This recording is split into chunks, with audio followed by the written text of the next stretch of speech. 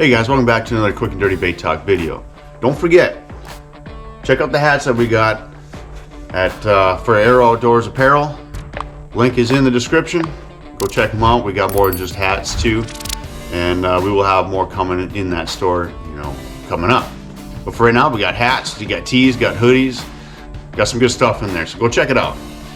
In today's quick and dirty bait talk video, we're going to talk about this guy, the Squarebill crankbait. Definitely not a new bait, obviously. It's been around for decades, right? It's been around for a long time. But why am I showing a quick and dirty bait talk video on this? Is because this Squarebill, maybe not just this one happens to be from this is the OG Rocco from the Oscar Rod series, and this is the I can't remember the color. I think it's bruised citrus shad. I'm not sure. I'll put it in the bottom here. Anyways, so this Squarebill, I don't throw a lot of Squarebills, or at least I didn't till last year. And the reason why is because the areas that I fish at are usually full of weeds, and I'm usually hanging up on weeds, hanging them up. It's getting hung up, and I'm gonna pop it out. It's full of weeds. I gotta pull the weeds off, and it's just a pain. A jig does a better job. So I never really threw these until I found certain pockets and areas that you can throw them, and I started getting a ton of bites off of them. Not just, actually in the springtime and in the fall, but in the summer as well. You just gotta find those pockets where those weeds aren't there, or if you find those rock piles or the rocky shorelines, and you take that, the square lip there, and you bounce it off of the rocks, and it just, creates a reaction strike from that bounce. So these things, they're actually very versatile.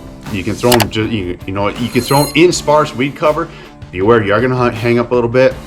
But what I've done is that I found is that you can go through there, and I start feeling it starting to hang up.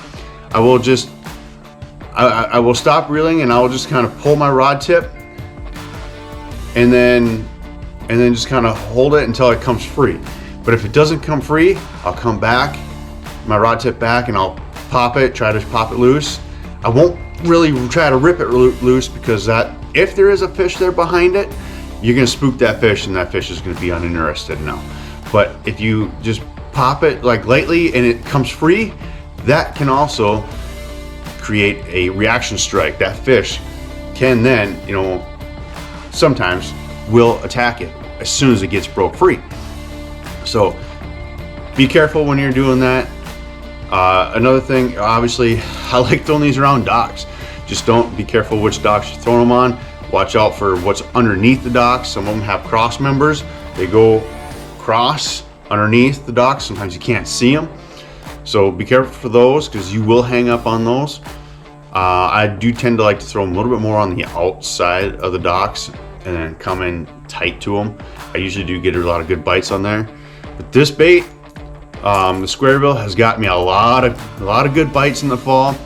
And if I'm having a tough day and they're just nipping at that big swim bait, but they're not getting it, I will throw this, and this will usually get those fish to commit, and they crush it. So don't count out the Squarebill. Sometimes it is tough to throw, but if you find those areas where there's not much weeds, or you find the areas that you just work it through there, be very careful with it.